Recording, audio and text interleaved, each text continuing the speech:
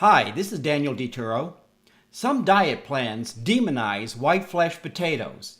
They include keto, paleo, and low carb. After all, they're gluten-free, non-GMO, naturally low in fat, and cholesterol-free.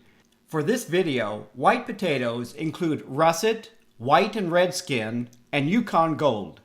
Low-carb diet plans use the glycemic index to justify omitting white potatoes from their diet. They point to its medium to high rating.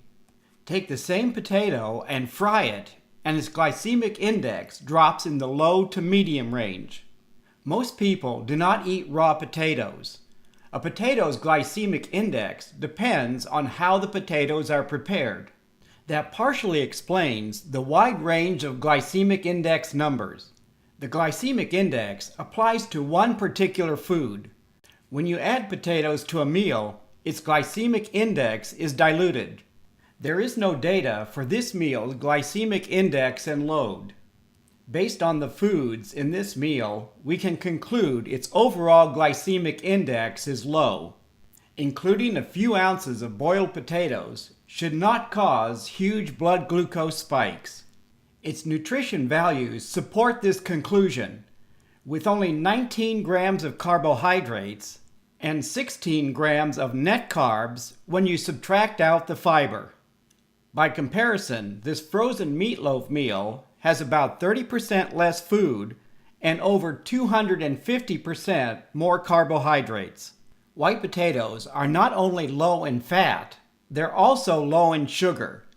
Most of the carbohydrates is starch, which explains why it's classified as a starchy food. 4 ounces of white potatoes has less calories and sugar and more potassium than 4 ounces of banana.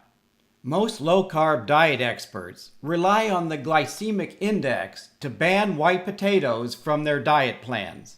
Any food that has a glycemic index equal to sugar-sweetened soft drinks has got to be bad. As I've said, there's a big difference between including a moderate amount of white potatoes with a low-carb meal and drinking a liter or two of sugar-sweetened soft drinks or other beverages. Some white potato facts include that they are an affordable, low-calorie, low-fat food that's an excellent source of potassium and essential nutrients. Its high glycemic index applies only if your meal is white potatoes, and its glycemic index depends on how the potatoes are cooked. Eating white potatoes in moderation with low glycemic foods should not produce blood glucose spikes.